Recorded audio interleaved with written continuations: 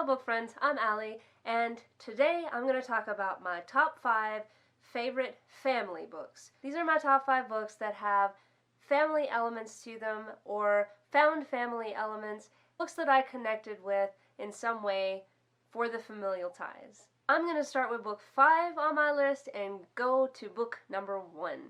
So the 5th book is James and the Giant Peach by Roald Dahl, and this book is a found family story. It is about a little boy who lives with some terrible family members who treat him horribly, and he leaves and he makes a journey to another place and he finds incredible friends who become family to him. I loved the giant peach aspect of it and the crazy adventure that he goes on as a result of having a giant peach, and then all of the neat characters that he meets and the reasons why he meets them.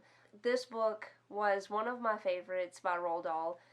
Number 4 on my list is The Night Circus by Erin Morgenstern. This book is such a myriad of things, in all honesty, but one of the things that I really liked about it was the fact that the people who came together in this circus, these magical people, became family. And they cared for one another very deeply, and they looked out for one another, and I thought that that was a really overlooked element to this book. There are quite a few tropes in this book that go a completely different direction, but the found family in this book, I thought, was very, very strong. They all really cared about one another, and they all took care of one another, and I think that that's something about this book that isn't talked about enough. And this book is so magical and whimsical, and it's such a beautifully done book. Number 3, Spiderwick Chronicles. This series is about the siblings who move into a house that is on magical property, more or less. It's a little difficult to explain. I don't want to give anything away.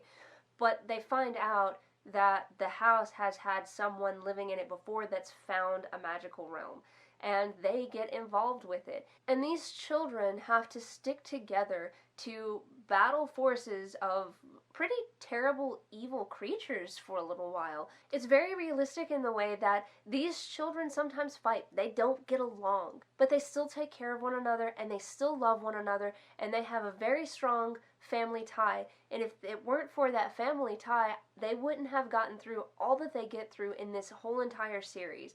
And these books are super short. I read this whole entire series in 1 week because these books are just so hard to put down once you pick them up. But seriously, they are so good. Number 2, 10 Blind Dates by Ashley Elston. I read this last Christmas, and I would definitely say it's a Christmas story. It is about a girl who kind of loses touch with her family. During the holidays, she dumps her boyfriend because he's crappy, and she ends up going to visit with her family, which she hasn't really done in quite a while.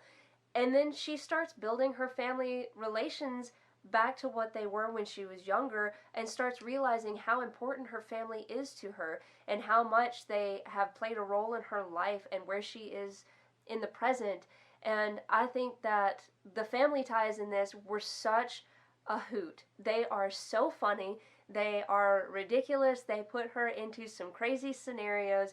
But I just love the fact that this book built on not just finding a relationship, not just having love, but having family, and how important family is, and how much her family meant to her, and what a difference it made for her to reconnect with her family. I really loved this book, and I definitely plan to reread it during the holiday season.